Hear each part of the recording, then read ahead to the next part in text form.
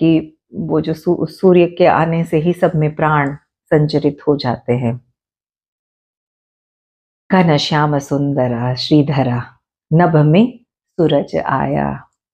तो वो नभ में आ जाता है तो सब जगह एक प्रकाश पर्व या प्रकाशित हो जाते हैं सब हम उससे। उसी तरह से हमारा भी, हमारे अंदर भी सूर्य नारायण के रूप में हमारा प्राण है, और वो प्राण है, उसको अगर हमने जान लिया, उसको हमने पहचान लिया, उसकी गति जो अभी अभी किस तरफ जा रही है और हमें उसे किस तरफ ले जाना है, इसके बारे में हमें समझ में आ गया, तो हमारा जीवन है वो अध्यात्म की ओर चल पड़ेगा।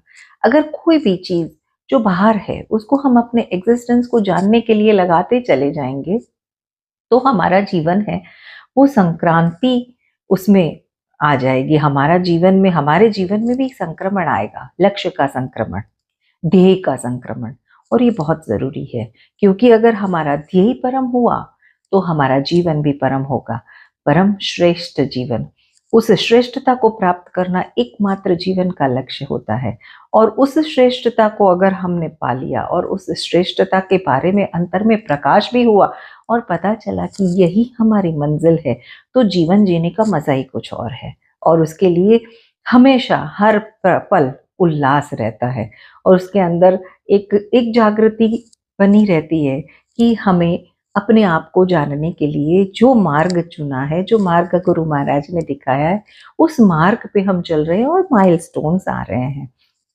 तो ये ऐसा अगर संक्रमण जीवन में हो, उस प्राण का संक्रमण, अगर प्राण इस संसार में न लगे, अपने स्वरूप में लगे, अपने आप में लगे, नाम में लगे, और वो प्राण की गति, उसकी सेवा हमेशा हो, उसी से सब कुछ संभवित है। जैसे बाहर सूर्य पूरे संसार का, ब्रह्मांड का आधार है, उसी तरह से हमारे हमारे होने का आधार अगर देखा जाए तो प्राण है। अगर उसके साथ हमारा संलग्नता, हमारे अस्तित्व की संलग्नता लगी, तो हमें पता चलेगा कि हम क्या है।